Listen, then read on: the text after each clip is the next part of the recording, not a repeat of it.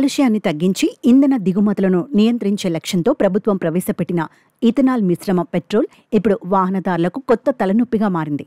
ఈ ఇంధనం వాడకం మొదలైనప్పటి నుంచి వాహనాల మైలేజీ తగ్గడం, రిపేర్ల ఖర్చులు పెరగడం వంటి సమస్యలు ఎదురవుతున్నాయని దేశవ్యాప్తంగా వాహన యజమానులు ఆందోళన వ్యక్తం చేస్తున్నారు. లోకల్ సర్కిల్స్ అనే సంస్థ దేశవ్యాప్తంగా 323 జిల్లాల్లో 36,000 మందికి పైగా వాహన యజమానులతో నిర్వహించిన సర్వేలో ఆశ్చర్యకర విషయాలు వెల్లడయ్యాయి.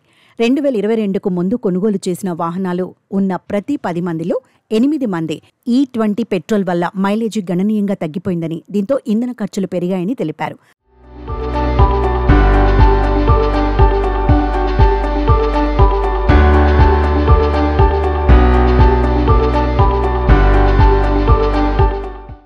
అయితే ఇది కేవలం మైలేజీ సమస్యతోనే ఆగలేదు. సర్వేలో 52% మంది తమ వాహనాల రిపేర్ల ఖర్చులు కూడా భారీగా పెరిగాయని వెల్లడించారు. ఇంజిన్ సమస్యలు, ఫ్యూయల్ ట్యాంకులు దెబ్బతినటం, కార్బొరేటర్లలో ఇబ్బందులు వంటి సమస్యలు ముఖ్యంగా 3 ఏళ్లు దాటిన పాత వాహనాల్లో ఎక్కువగా కనిపిస్తున్నాయి. మెకానికులు కూడా ఈ సమస్యలను ధృవీకరిస్తున్నారు.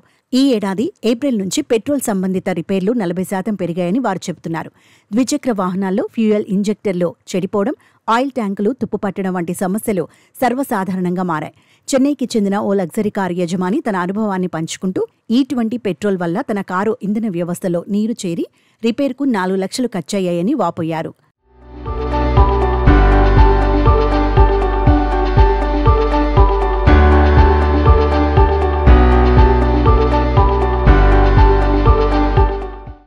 మరోవైపు ప్రభుత్వం E20ని స్వచ్ఛ ఇంధనంగా ప్రోత్సహిస్తూ ఇది రైతులకు ఆర్థిక ప్రయోజనం చేకూర్చడంతో పాటు ముడి చమురు దిగుమతులను తగ్గిస్తుందని పేర్కొంటోంది.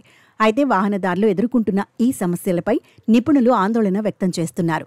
E20 ఇంధనం పాత వాహనాలకు సరిపడేలా సాంకేతిక మార్పులు చేయాల్సిన అవసరం ఉందని, ప్రభుత్వం తక్షణ చర్యలు తీసుకోవాలని వారు సూచిస్తున్నారు.